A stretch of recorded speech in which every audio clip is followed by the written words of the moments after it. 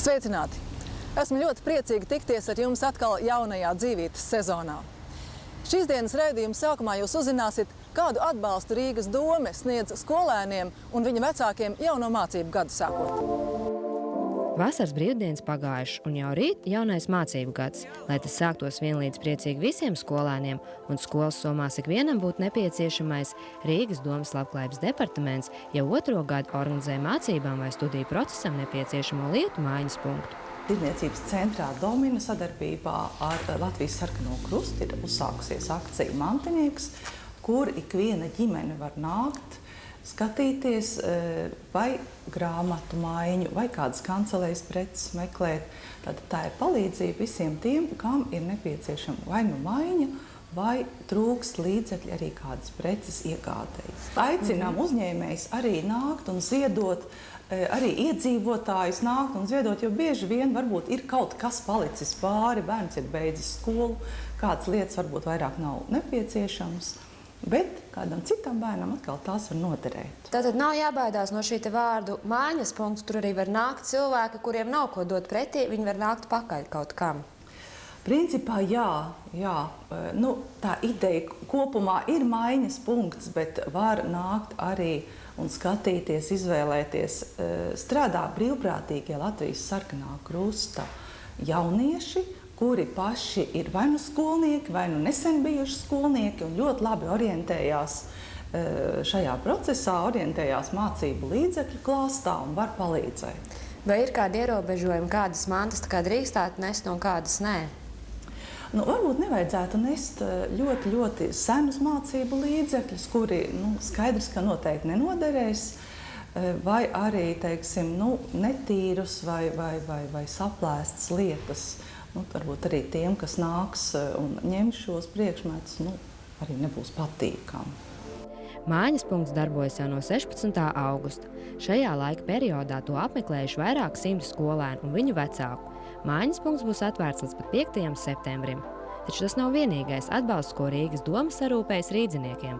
Arī šogad, tāpat kā iepriekšējos gadus, Rīgas doma mācību gadu sākumā aicina rīdziniekus saņemt pabalstu mācību līdzekļu iegādēji. Rīgas pašvaldība jau vairāk gadus pēc kārtas piedāvā arī saviem iedzīvotājiem, ģimenēm ar bērniem, kuriem ir zemi ienākumi, arī mācību pabalstu. Visas ģimenes, kuru ienākumi uz ģimenes locekli nepārsniedz 135 lats, ir aicināts vērsties sociālajā dienestā un interesēties par šo pabalstu. Tie ir 25 lati uz katru skolnieku. Ja, ir jānāk, jāizpilda ienākuma deklarācija, jābūt izziņai no skolas, ka jums ir skolnieks, kas mācās, un jābūt deklarētam Rīgas pašvaldībā ne mazāk kā 12 mēnešus. Pabalstu tātad varēs saņemt, ja iesniegums būs sociālajā dienestā saņemts līdz 31. oktobrim. Līdz kādam vecumam pabalsts tiek piešķirts līdz 18 gadiem, jeb vēl arī pēc tam? Pabalsts tiek piešķirts vispār izglītojošās vai profesionālās izglītības iestādes audzēknim, kurš nav sasniedzis 20 gadu vecumu un nav stājies laulībā. Un sociālās korekcijas klašu audzēkņiem bez vecuma ierobežojuma. Cik pērnajā gadā ir izsniegt šādi pabalsti? Pērnajā gadā esam izsnieguši gandrīz 5000 šādus pabalstus. Un jau burtiski augustā arī rīdzinieki ir bijuši pietiekami aktīvi, 1720 rīdzinieki jau ir saņēmuši.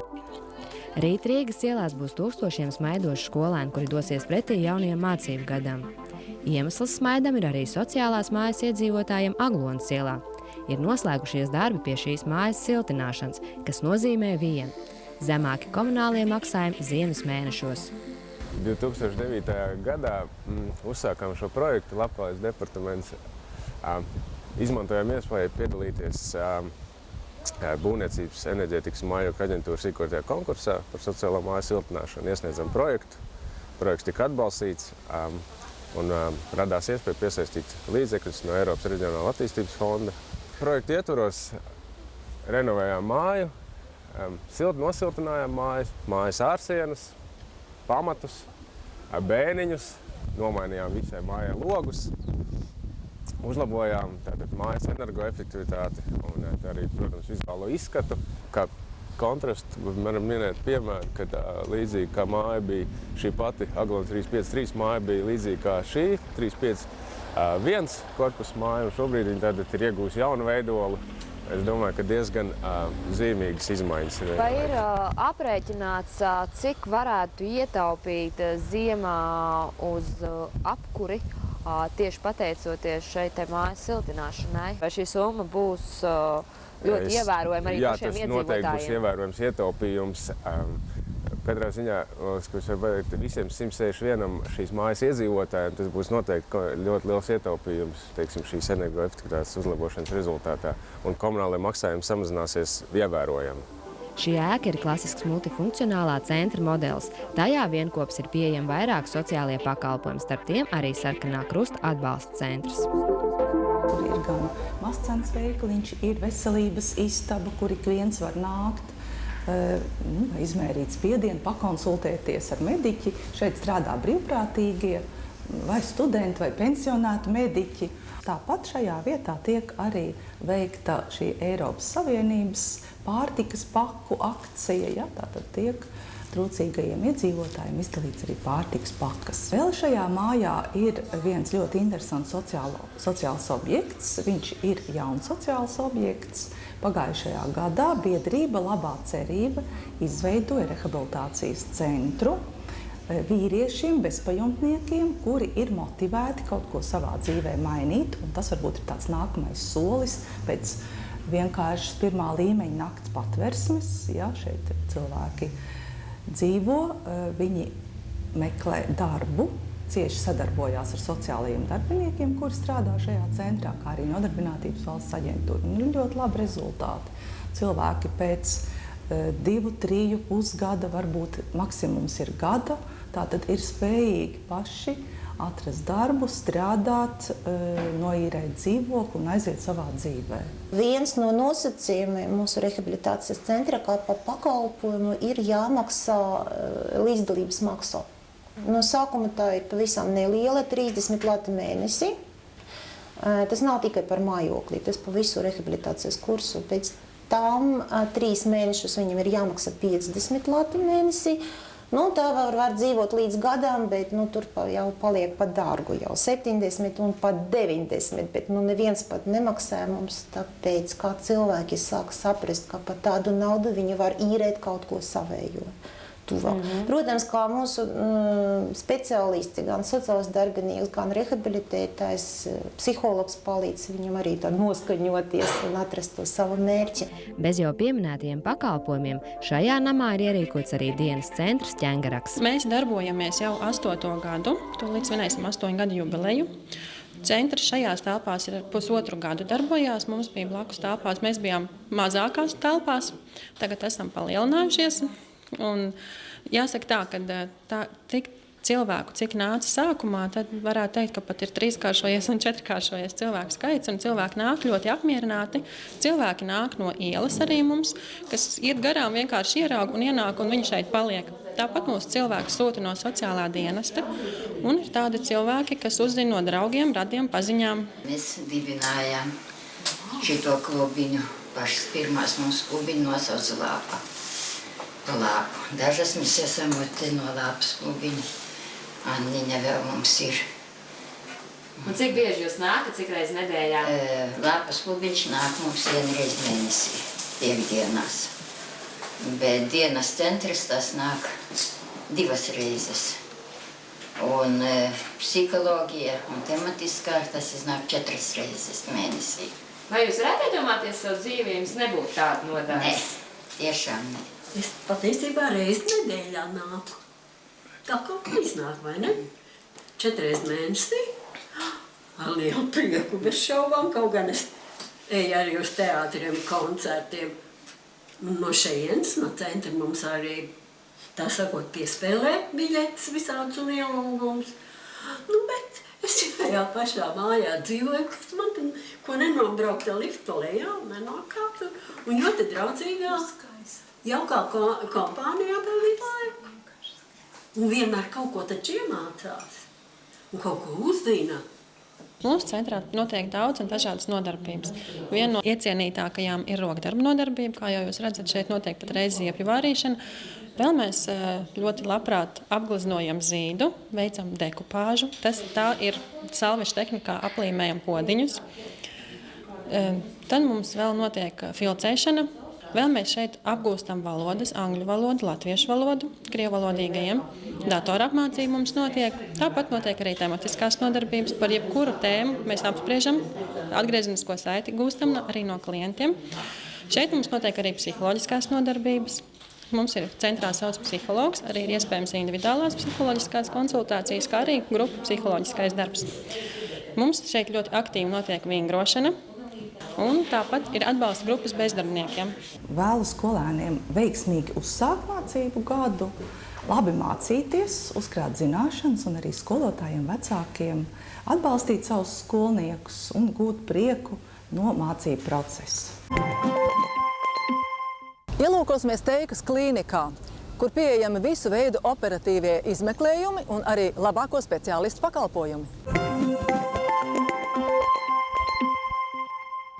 Teikas klīnika dibināta pirms 4 gadiem ar mērķi nodrošināt pacientiem pēc iespējas ērtākus izmeklējumus, kas saistīti ar ultraskaņu. Šeit, atšķirībā no lielajām klīnikām, nav jāstāv garās rindās vai ilgstoši jāgaida vēlamais izmeklējums. Teikas klīnikā iespējama visa veida ultrasonogrāfija kaklam, krūtīm, vēderām, prostatai, asinsvadiem, vēnām.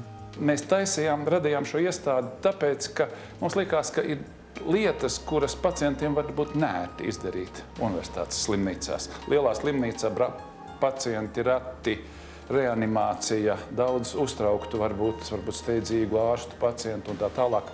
Šeit mēs varam tās pašas lietas izdarīt ērtāk, vieglāk, pacientiem pieejamāk, patīkamākos apstākļos. Tāpēc, ka tas ir, mēs esam mazi, tāpēc mēs neesam sliktāki.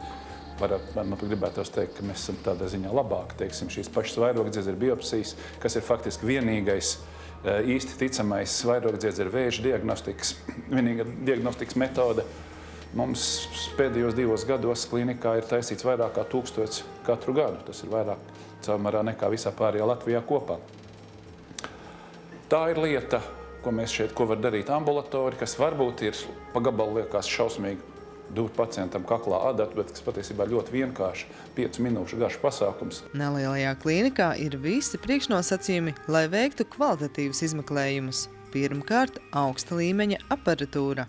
Mēs esam iegādājušies pat pavisam svaigi jaunu augstākās klases sonogrāfu, ar kuru var izdarīt praktiski visu to, ko vispār var ar sonogrāfiju izdarīt. To ar viņu arī var izdarīt, ieskaitot tagad jaunā modelā nākušo elastogrāfiju, ieskaitot visas asinsvadu izmeklējumus.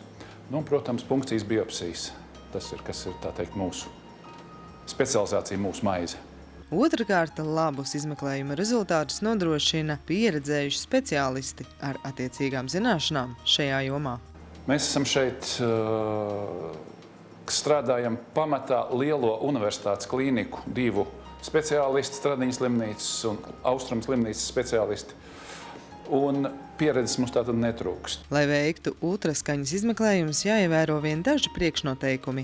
Ja pacients negrib pats maksāt, viņš var nākt ar ģimenes ārsta nosūtījumu par valsts naudu. Šie līdzekļi, protams, ir ierobežoti. Mēnesī noteikti summu par to var iztērēt. Var nākt ar apdrošināšanas naudu. Priekš tām abās šīs situācijās ir obligāti nepieciešams ārsta nosūtījums. Pats teikt, es gribu, taisiet, nevar. Ja pacients maksā pats, viņš var nākt, mēs viņu izmeklēsim. Labāk ir iziet caur šo ārsta ciklu, nākt ar nosūtījumu, kurā ir noformulēts jautājums. Un nosūtījums šī gadījumā pacienti kādreiz domā formālisti, birokrāti. Nosūtījums ir vajadzīgs nevis tāpēc, lai būtu aprakstīt papīra lapiņu, bet tāpēc, lai tur būtu pateikts tieši, kam man ir pastiprināti jāpievērš uzmanību. Cits gadījums ir, ja pacientam viņš grib vispār vienkārši izmeklēt savu veselību, pārbaudīties. Vai, ja pacients zina, kas viņam ir vajadzīgs, viņam ir jau 3 reizes jau bijis pie ārsta, viņam šis izmeklējums, viņam jāiet atkal uz kontroli ir, viņš zina, ka labāk iziet jau sonogrāfiju un tad iet pie ārsta, nevis 2 reizes pie ārsta. Jā, protams, tas viss ir iespējams. Bet, ja pirmā reizē nāk, tad labāk iziet caur ārstu. Svarīgi, kas man liekas, lieta, ko mūsu valsts un cilvēki līdz ar viņiem aizmirst, vai neņem vērā, ka ir būtiski saulaicīgi iet pie ārsta un saulaicīgi izmeklēties. Jo ir daudz slimības, kuras smagas slimības, piemēram, krūts vēzis sievietēm, piemēram, vairogdziedzera vēzis, ar kur diagnostiku mēs nodarbojamies, viņas ir pilnībā izārstējums un pacienti dzīvo savu Dievu atvēlēto laiku līdz galam, neatkarīgi no šīs slimības, ja viņas atrod pietiekami saulaicīgi. Tāpēc sievietēm pēc 40 gadiem mamogrāfijas ir jātaisa pēc 45. Krūtis sonogrāfijā ir jāizmeklē, pie ginekologa ir jāiet, vēderu kādreiz var paskatīties sonogrāfijā. Prostatas vīriešiem ir jāpārbauda. Krūts vēzis sievietēm, prostatas vēzis vīriešiem ir galvenie miršanas cēloņi no onkoloģiskām slimībām. Viņas var atklāt saulēcīgi, labi izārstēt. Tas ir tas, ko es gribētu varbūt teikt visiem pacientiem, potenciāliem pacientiem. Teikas klīnika gaidīs jūs katru darba dienu Rīgā, Pēkšēna ielā 22. Tālrunis uzņem 6755 25 13. Un tagad sižets par Latvijas zinātnieku radīto produktu Fitolit, kas domāts cīņai ar nierakmeņiem.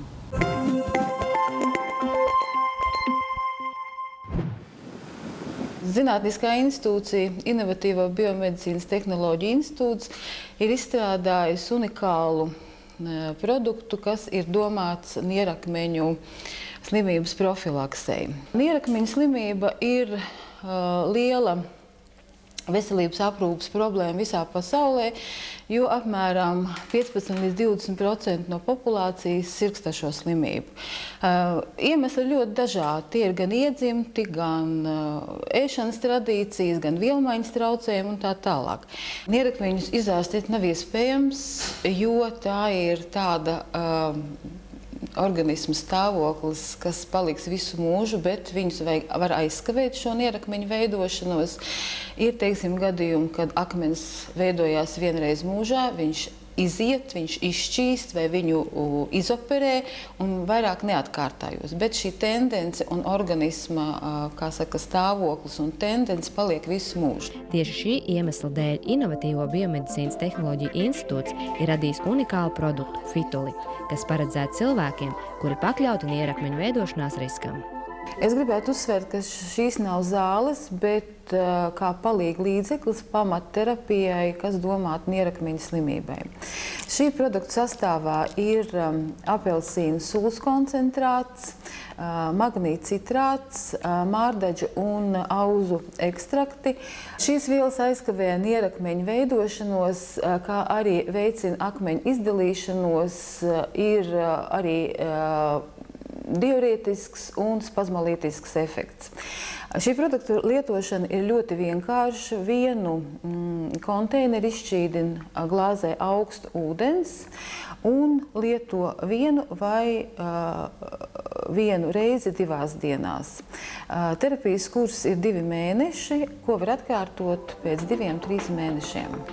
Fitolit var lietot arī cukura diabēta slimnieki, jo šis ir mazkaloriju produkts un nesatur cukuru. Fitolit var iegādāties visās Latvijas aptiekās.